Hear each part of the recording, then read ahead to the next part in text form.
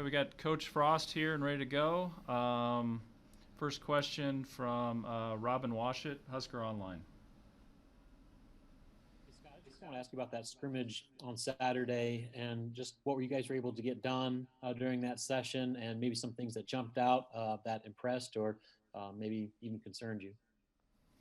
We're trying to get a lot of live hitting in, but in a manageable way where we can try to keep the guys as healthy as we can. There's no substitute for that. Guys need to be hit and hold on to the ball. Guys need to tackle in the open field. Guys need to be able to do those things. We got to get our guys ready for first game. Having to fast track that a little bit because of how this schedule is played out. Was fairly impressed with the running and hitting. Thought the offense moved the ball well. Defense played well at times.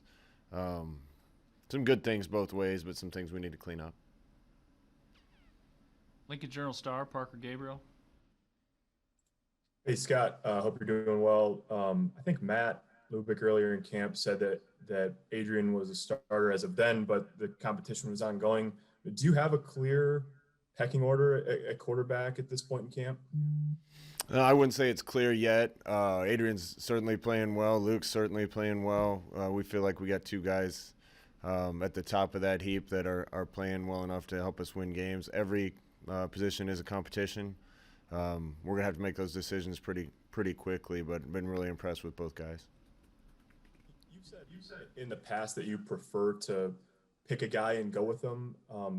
Could that be different this year, or do you plan to play one guy as your starter and it's his job? That's still my preference, but we'll do whatever is best to help the team win. Thanks.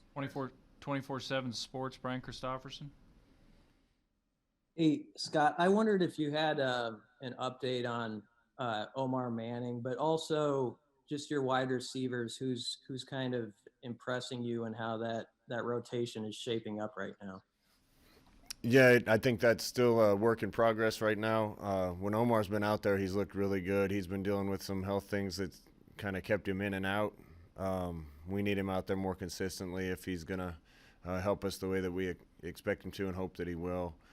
Kind of the same. Wandale's been there for the most part, been nicked up a little bit. Alante Brown's been out there, nicked up a little bit. Cade Warner's been pretty consistent. It's been good to see. I've had some other guys that look like they're stepping up. So I think I'm pleased overall with the depth and the play at that position, but that needs to work itself out pretty quickly, who's healthy and who's available, and we need to get dialed in for the first game. Do you expect Omar to be available right off the bat for you? I hope so. Thanks, Coach. Omaha World Herald, Evan Bland. Hey, Scott, obviously you guys getting close to actual football here. I was wondering if you could put in perspective just how much, red tape or new challenges this program's had to go through in the last few months just to get to this point, and maybe what the attitude of the team and the support staff has been as you've kind of worked through these different tasks. I think the attitude's good. The guys are handling the added responsibilities to be compliant with our COVID regulations. They're handling that really well. I think the guys are excited to play. The last couple months have been challenged, mostly because we were one of the ones really fighting to make sure that we could play. I think it's the right thing to do. I think what we're doing is the right thing. It's what our kids wanted to do. I think they're safe. We're going to try to continue to work to make sure that they stay safe.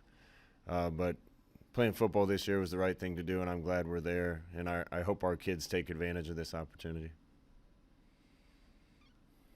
Derek Peterson, Hale Varsity. Hey, Scott, unique situation in that you changed offensive coordinator, but the new guy isn't actually new to your offense. Still, you guys have talked this offseason about sort of a more extensive than normal self-scout. I'm just curious, with changes on the offensive line, a remade wide receiver room, and in what ways will your offense in 2020 look different from what it was in 2019? Well, there'll be some new guys, a few new plays. I don't know how much anybody else will notice. follow up to that if I can. Defenses across college football so far have had a weird start to the season. Like Alabama gave up 48 or so points. From your vantage point so far as an observer, what do you think is contributing to some of these upsets and some of these shootouts? Does it have anything to do with this weird off season, or what are you seeing? Yeah, I think it does. I think teams that handled the offseason better probably have a little bit of an advantage. I think the playing field's been leveled a little bit because of the circumstances surrounding this entire year. I think if you have a team prepared, they can go out and compete. And I think you're seeing that a lot of close games and teams winning. It probably, in the NFL and college, it seemed like it's favored offense a little bit. There seems like there's a few more points, but I don't know if that'll happen in our league. There's a lot of really good defenses in our league, so we'll find out in a couple weeks. Thanks, Scott. Kevin Suits, 10-11. Hi, Coach. Nice to talk to you again today. It seems every time we talk to your team, Cade Warner's name seems to come up. It sounds like he's having a great camp, and Austin Allen seemed to indicate that he's maybe on scholarship. Could you confirm that, and then also just share your thoughts on what kind of camp Cade Warner's having for you? Cade's been a leader for us. The best thing he's done is he's been out there the entire time. I don't think he's missed any time.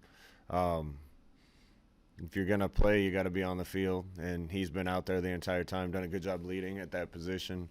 There's been some other guys that have done a good job being consistent too. Wyatt Lever is somebody that's really taken a step forward from O'Neal, doing a really good job. And there's too many for me to mention, but Cade's done a wonderful job for us. Probably next week I'll announce the walk-ons that have earned scholarships. I know there's been rumblings of a few, and we've probably reported one or two, but want to finalize all that before I announce it. Time for a few more here for Coach. Sam McEwen, Omaha World Herald. Hey, Scott, thanks for doing this today. I have two questions. One, they're not necessarily related. The first one is, do you guys have any clarity on whether family and friends will be able to attend the games yet? Like whether it's at Ohio State or at Nebraska, has the Big Ten kind of firmed that up? Do you have an understanding on that? Sam, I'm going to be honest with you. I was on so many Zoom calls with the Big Ten all summer and early fall. Most of those calls take place in the morning, and we practice in the morning. So I haven't been on one for a while, and unless something really serious comes up, I don't intend on being on one for a while. I've got a team to coach, so sometimes I'm hearing about those things after a lot of other people. My understanding, and last I heard, is friends and family are going to be able to attend. They're going to be awfully lonely in our giant stadium if they're the only ones in there. And my other question is about McCaffrey.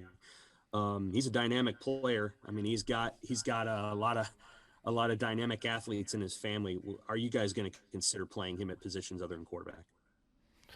He's a quarterback. I want to make that clear. Right now, our offense moves exceptionally well when he's playing quarterback. He finds a way to make a lot of plays work. He's throwing the ball really well, and I don't think anybody has any questions about his athletic ability or speed. If he's one of the best players to have on the field and he's not playing quarterback, then we'll certainly look for opportunities to make sure that our best players are out there.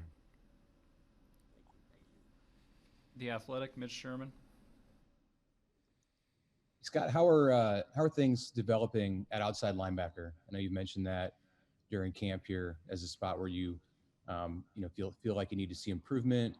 Have had a few position changes, guys in and out of that spot.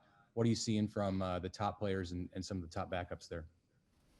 I see improvement.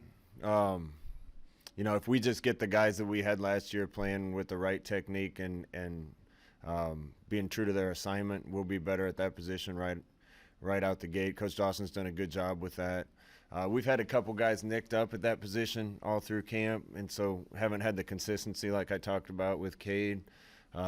Nothing serious, but just guys missing a little bit of time here and there.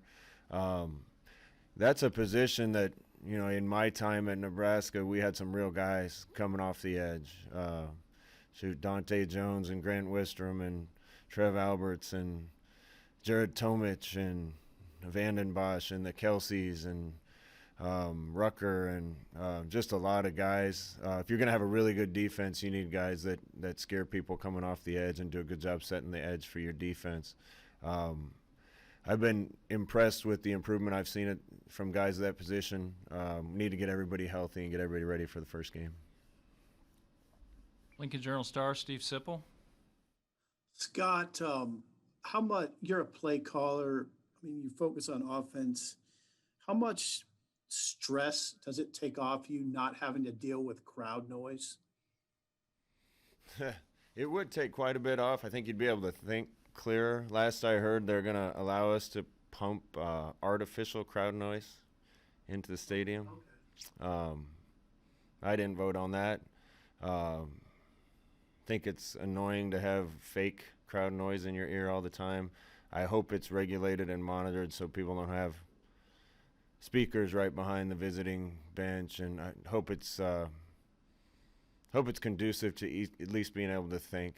If we're going to pretend like there's fans in the stands and have fake noise, then hope we're actually able to function. Time for two more. Michael Bruntz, 24/7 Sports. Scott, what kind of progress have you seen from your special teams units at this point? And do you feel like things are kind of trending in a good direction for you? That needs to be a lot better. Special teams has been a thorn in our side for 2 years. I've seen better production from the specialists themselves. I think we're kicking and punting the ball better. Looking forward to seeing live bullets, some improvements made on our cover teams and block teams. Don't think we're there yet. We do have more athletes out on the field, so I expect it to be better. All right, and the last one, Parker Gabriel, Lincoln Journal-Star. Hey, Scott, I know you've been asked about this a bunch of times over the last few weeks, but do you have any clarity on roster size or whether the testing program will have any impact on that front? No, I think we're going to come to a point where we have to have clarity on that completely, and I'll let you know when we do. But going into game week, I think that's going to be the time where we're going to have all the answers and have everything buttoned up. And I'll let you know when we have some definite clarity on some of those things. All right, thank you, Coach. Coach will next be available next Monday, and I'll let you know on Thursday availability. Thanks, guys. Have a good day, guys.